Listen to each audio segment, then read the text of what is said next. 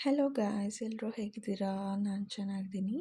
ಇದು Sunday mini blog ಆಗಿರುತ್ತೆ. Hasanamba temple pass collect ಮಾಡ್ಕೊಂಬಂದಿದ್ವಿ. ದರ್ಶನಕ್ಕೆ ಹೋಗೋಕ್ಕಾಗಲಿಲ್ಲ ಅಂತ ಹೇಳಿದೆ ಅಲ್ವಾ. ಇವತ್ತು ಹಾಸನಾಂಬ ಟೆಂಪಲ್ಗೆ ಹೋಗೋಣ ಅಂತ ಹೇಳಿಬಿಟ್ಟು ಬೆಳಗ್ಗೆ ಬೇಗ ಎದ್ದೊಳಕ್ಕಾಗಿಲ್ಲ, ಆದರೂ ಎದ್ದು ರೆಡಿಯಾಗಿ ನಮ್ಮ ಆಂಟಿ ಮನೆಗೆ ಹೋದ್ವಿ.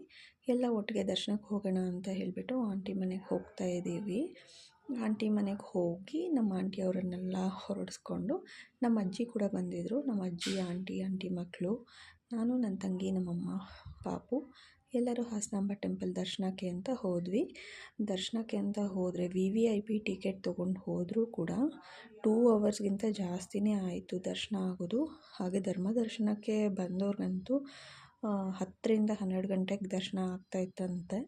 ದರ್ಶನಕ್ಕೆ ಎಲ್ಲ ಒಟ್ಟಿಗೆ ಹೋದರೂ ಎಲ್ಲರಿಗೂ ಒಂದೇ ಸರಿ ದರ್ಶನ ಆಗಲಿಲ್ಲ. ನಾವು ಸ್ಪ್ಲಿಟ್ ಆದ್ವಿ, ನಾನು ನನ್ನ ತಮ್ಮ ಒಂದು ಕಡೆ, ಇನ್ನು ಉಳಿದವರೆಲ್ಲ ಒಂದು ಕಡೆ. ಏನು ಅಂತ